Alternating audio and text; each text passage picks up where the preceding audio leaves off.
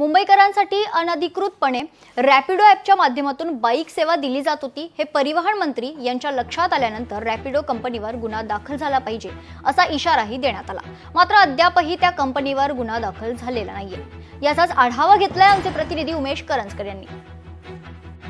काल स्वतः प्रताप सरनाईक जे परिवहन मंत्री आहेत त्यांनी रॅपिडो ॲप या ॲपमधून आपल्यासाठी एक बाईक वेगळ्या नावाने बुक केली। ती बाईकही आली आहे। त्यानंतर त्या जो बाईक घेऊन आला होता त्याला स्वतः प्रताप सरनाईक जे आपले परिवहन मंत्री आहेत त्यांनी सांगितलं की अद्याप तुमच्या कंपनीला अशा प्रकारे सेवा उपलब्ध करून देण्यासाठी जी आहे ती परवानगी देण्यात आलेली नाहीये। त्यामुळे अनधिकृतपणे अशा प्रकारे कंपनी सेवा कशी काय देऊ शकते असा प्रश्न त्यांनी उपस्थित केला आणि हा व्हिडिओ प्रसार माध्यमांवर दाखवल्यानंतर आता त्या कंपनीने याची दक्षता घेतलेली आपल्याला पाहायला मिळते। रॅपिडो ॲप जिथून बाईक बुक करण्यात आली होती ते ओपन करून बघूया। तिथून आता पुन्हा बाईक बुक केली जाऊ शकते का, तर आता तिथे आपल्याला बाईकचं ऑप्शन दिसतंय। अजूनही त्यांनी बाईकचं ऑप्शन ठेवलेलं आहे।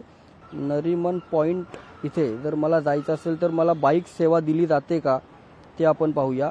आता नरीमन सेवेसाठी तर आता आपण पाहू शकतो की इथं फक्त त्यांच्या ॲपमधून केवळ टॅक्सी बुक केली जाऊ शकते। त्यामुळे त्यांनी बाईकचे जे ऑप्शन होतं काल स्वतः परिवहन मंत्री प्रताप सरनाईक यांनी याबाबत खुलासा केला किंवा याबाबत त्यांनी सत्य समोर आणलं की या प्रकारे ही कंपनी जी आहे ती अनधिकृतपणे बाईक सेवा देत आहे।